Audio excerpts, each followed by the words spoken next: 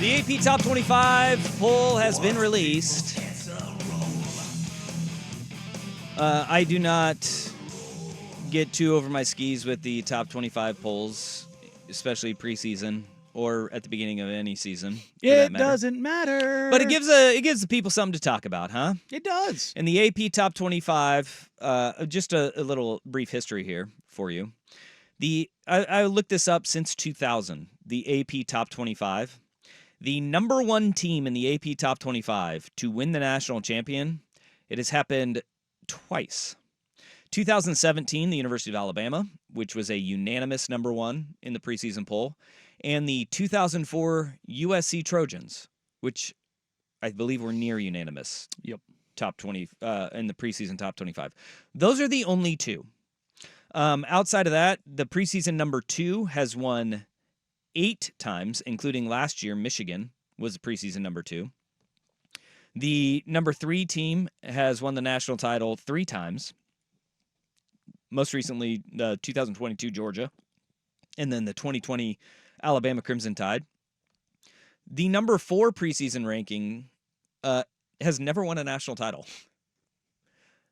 A bad sign. If you're Texas, who's sitting 4th this year. And then the 5th ranked team has won 4 times. Yeah. That's actually, I mean, that's a weird little quirk, huh? So most recently was 2014 Ohio State. First is twice, and 5th is 4? Yeah. God, and then there's really no indicative power with this thing at all, other than second. No, and then 6 and 7 have each won 1. LSU 2019, they were ranked 6th in the preseason poll. 2006 Florida was ranked 7th, and then it's kind of a crapshoot. Number 11 Florida State won the title in 2013. 2010 Auburn was the preseason 22nd ranked team in the land. Really? Yeah. And then Ohio State. I guess Cam transferring in, right? Yeah. 2002, you had number 13 Ohio State, and then 2000 number 19 Oklahoma won.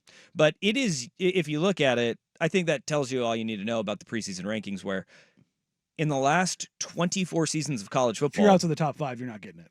2 have won that have been preseason number 1, and if you're going the top 3, it is 13. If you go top 5.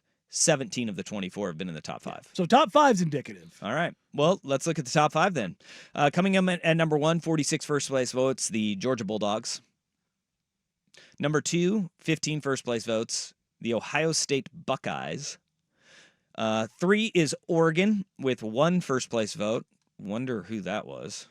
I wonder who had the balls to put Oregon number 1.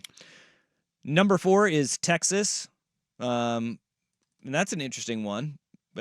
Again, no team preseason number 4 has ever won the title, or I guess in the last 24 years has not won the title. And then number 5, good sign if you're a Kalen DeBoer fan, Alabama. Alabama at number 5. So those are the top 5 right there. Rounding out the top 10, you have Ole Miss at 6, Notre Dame at 7, Penn State 8th, Michigan 9th, and Florida State 10th. That is essentially the same thing that we saw in the coaches' top 25. The only differences are you can flip-flop Michigan and Penn State.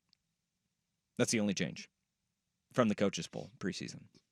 I think there's pretty straight lines you can draw with the thinking process behind the preseason polls, right? Like, it's no one's sitting there going, well, what about if this? I think you've got the extra juice for Michigan coming off a title. Yep.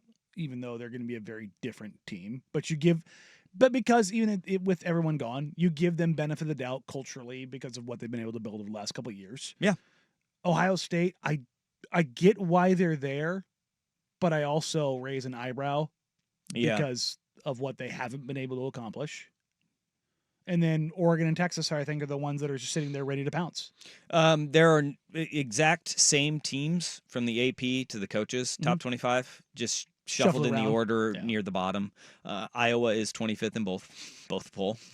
Got to score some points, but the defense is good enough to get them a top 25 ranking. That's the thing is, like, if you told me that Iowa ended up with a better season than USC in the Big Ten. It wouldn't necessarily surprise me, but if you're talking about holistically how you win in college football, I think it's easier for USC to win than it is for Iowa because, yes, USC's defense is not good, but Iowa's offense is so bad that it takes them out of being competitive with certain teams at any level.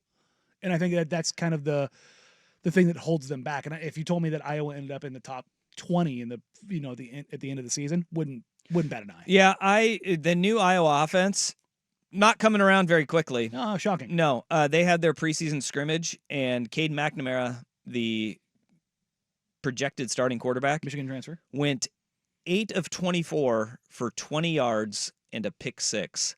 6 of his 8 completions were checkdowns behind the line of scrimmage. Oof. That's like redefining check down Charlie. Well, his backup quarterback, Brendan Sullivan, who's a Northwestern transfer, not much better. 10 of 21, 76 yards. So Kirk Ferentz does make a deal with the devil that his quarterbacks are not allowed to be good, and his defense is going to consistently churn out NFL players. That has got to be like the least assuring thing I've ever heard if I'm an Iowa football fan. But like, no matter what quarterback you bring in, they're not good. Like that's or coordinator, right? There may be a part of Kirk Ferentz that was like, you know what? I'm going to show these guys. You think it's my kid's fault? I'm going to hire someone worse. You think nepotism was the problem? No, it's me. It's actually all me. Washington fans, I do believe you have a gripe. They came in 26th, just on the outside looking in on the coaches poll. The AP has them 32nd behind Liberty, Iowa State, SMU, Boise State, Virginia Tech, and Louisville. I think Washington's going to be better than that. It'll be slow to get there. They will be better by the end of the year.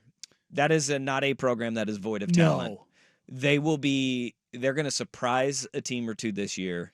They are going to be very well coached. That is something we do know. They are going to be better than what they're getting credit for right now. But I understand it from the national perspective because when you lose your entire offense and then you only return Carson Bruner on defense, I get why nobody's giving them credit. The other side of this, and on the group of 5 side, just on the outside looking in, is Boise State.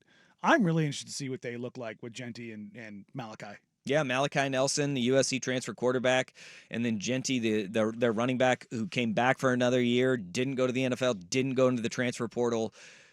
I think Oregon has them week 2. It's not an easy matchup. That's a difficult team. I think they will. Yeah, they'll overwhelm them with numbers. Yes. Is kind of what you're looking at. Yeah. But if anybody is overlooking that Boise State game, don't do that. Be a fool's game right there. But because there's talent on that Boise State team. Yes, but I think that it's the depth that Oregon is overwhelmed with. Has overwhelmingly more talent. Yep. At every position group there. So there's your top 25. USC 23rd. I'm